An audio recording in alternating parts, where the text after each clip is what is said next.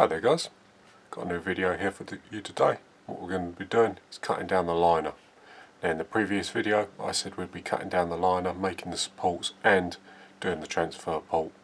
But I've decided to split things up as there are a couple things I want to cover when we cut the liner down. We're going to be cutting this one down and we're going to be polishing it, and I wanted to go into a little more detail on how I polish the barrels. So the order of operation is cut the barrel down, re-insert the lead, then finish polishing the barrel. The lead is a small segment in the very end of the liner, the breech end, in which the pellet can fall into nicely. We need a nice lead in the end of the liner so that as the pellet goes in it doesn't damage it. Breech end on the FXs are denoted by that little marking in the end there, just that line. And as we can see, this is obviously a 177. As we put the pellet in, the pellet goes right up into the skirt, just falls in. Now I like to make my leads a little tighter than this, but as you'll see, when we chop the end off, we won't be able to get a pellet in there very easily without forcing it. So we'll need to re-put the lead in. Once we've got the lead re-established, what we're going to be doing is polishing it. Now why would you want to polish a liner? The simple answer to that is that we want to make the pellets travel along the barrel the smoothest it can be. So we don't want any rough or tight spots in the liner that stop the pellet or slow the pellet down or put any drag on the pellet as it goes through. Now I will say you can go too far with the polishing. You can make it so that the pellet is a loose fit in here and it doesn't pick up the rifling that it needs to create the spin on the pellet. So there is a bit of a balancing act to it, and if I'm honest it's hard to explain, you just sort of have to feel it. Right, so we'll get started and I'll bring you back when we're in the lathe. Okay, so as I said before, first operation is to cut it down. So we're taking 100mm off it, which brings the total length down to 380mm. Then we just face it and put the little breech mark on there. That's just an orientation mark to make sure you always get it with the lead end at the transfer port. Then we just put a 45 on it and with a countersink just deburr the end. Okay, now we're at this stage, we can come back with a Dremel. Now I've got just a polishing bit in the end there that fits in the bore of the liner quite nicely. So what I'm going to be doing is putting the Dremel on, then turning the lathe on nice and slow, just coming in the end there and polishing the lead out. I'm only interested in the first 10mm or so, just enough to get a pellet in. Now on this one it's not so bad, pellet does go in there with a little bit of force, but obviously it's too tight and we've got to take it out a bit. So we'll start off with some autosol and see where that gets us. Right, now we come to polishing out the lead. Now I'm using a Dremel and the lathe, and you've got to be very careful. Now I've done this quite a few times now, and I've sort of got the hang of it. But the aim of the game is to take out a very small amount of material to enable the pellet to go in with very little resistance. Now when you close the cock and lever of your rifle, you push the pellet into the lead. So if the lead's very tight, as you push your pellet in, there's a chance it can scuff off material from one side of the pellet and cause you inaccuracy issues. So a nice smooth lead is crucial in getting a nice accurate barrel. Now this method I'm showing here will only work on FX liners. You have to do a different method when you're polishing out the lead in traditional rifled barrels, but I'm not going to cover that in this video. Maybe I'll do that when we make a Loafer Wolfer barrel. So that's the first pass with the Dremel. As you can see, pellet does start in there, but it's still quite stiff. So what we're going to be doing is just going backwards and forwards more times with the Dremel and just getting it so it's a nice fit in the lead. Right, so I'll do another couple of passes and I'll bring you back when we're nearly there. Right, we're nearly there. The pellet just goes in there nicely now, very little resistance. So I think one or two more passes with the Dremel and we should be near. So you saw me do the first one, so I'll show you the last one as well. And to clean it out between tests, I'm using some isopropyl alcohol and just a cotton bud. For a 177, the cotton buds fit in there nicely.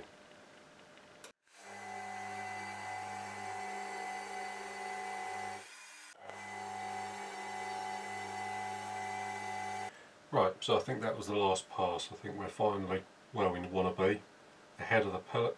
just fits in there nicely. Still a small amount of resistance, but not very much. And then the last little bit, you feel it tighten up as the pellet seats. You saw me going in and out with the Dremel, always keeping it moving. That's just to prevent a seat from forming in the bottom there.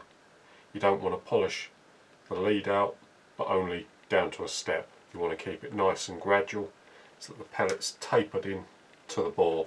Right, so next what I've got to do is just finish polishing the face of this, get it nice and shiny, and to do that I just use a bigger mop. Just go in the face there, clean up that 45 so it's nice and shiny, then do the face. So I'll show you that and speed it up. Right, I think that's done it. So what I'll do is I'll give it a good clean, then I'll get you over by the bench and we'll talk about polishing the liner. Okay, here we are ready to polish. The liner's cut down obviously, and we've got our lead at the back there, denoted by that little mark. I just put that on with a lathe tool. That's just to show me which end is the breech end, then the choke end is obviously flat. For anyone that's wondering, this is now a 380mm long liner, and we're about to polish it. So before we start, what we're going to do, take a pellet of our choice. I'm using JSB Heavies as I find that they're sort of the best at the ranges that I use. I'm going to put it in the back there and push it through. What I'm going to do as I push it through is feel for any tight spots. So it's fairly tight at the start there, about the same pressure.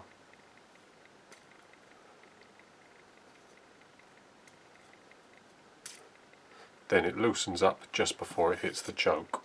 Now I've already done this off camera so I know exactly where I need to polish it, but what you need to do is push a couple pellets through it, one at a time obviously. What you've got to feel for is any tight spots or any points of the liner which don't feel right. You should be able to push the pellet through nice and easily. Should feel about the same pressure as it goes through until it hits the choke. Then obviously it will get a little tighter. But it should feel nice and even till it hits the choke. With a bit of resistance, then it should pop out the end. So as I said, this liner is tighter at this end, sort of gets loose in this area here, then the choke tightens up again. So I'm just going to concentrate on this back end and try and get it all feeling the same.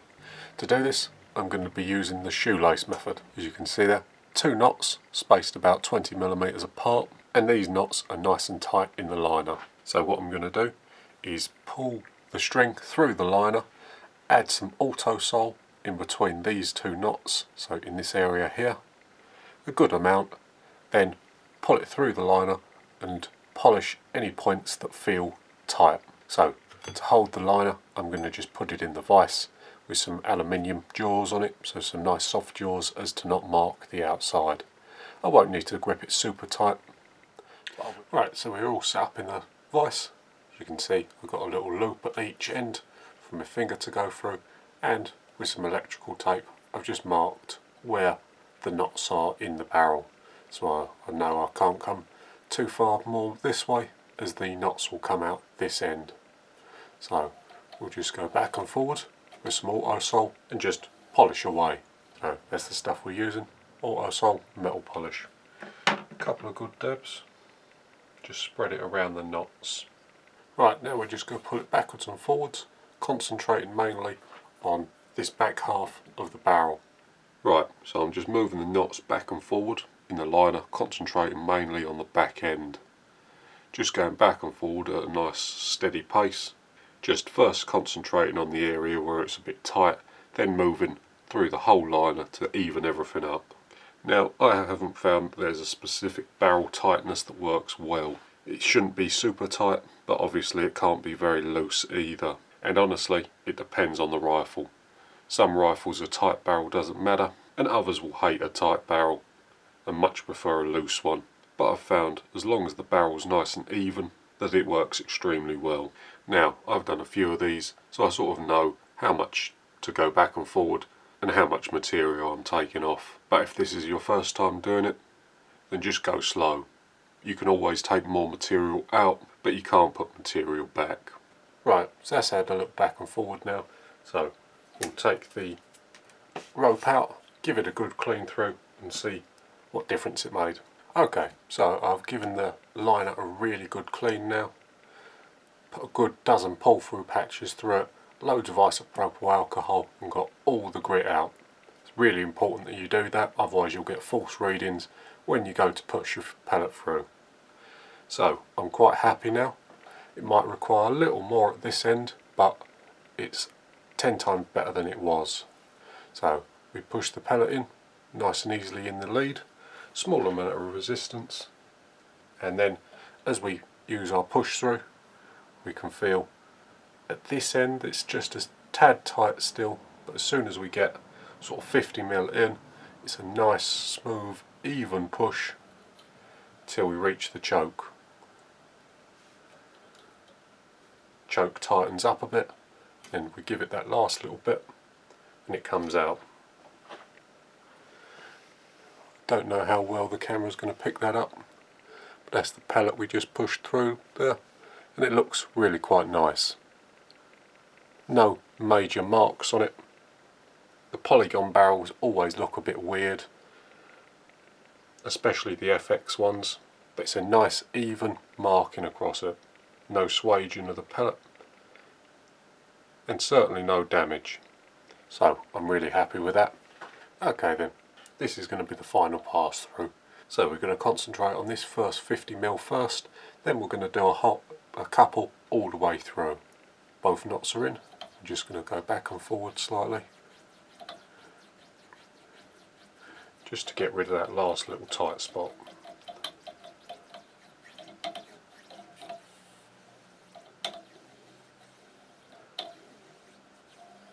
Then some just all the way through the barrel, just to clean everything out, lever and everything up.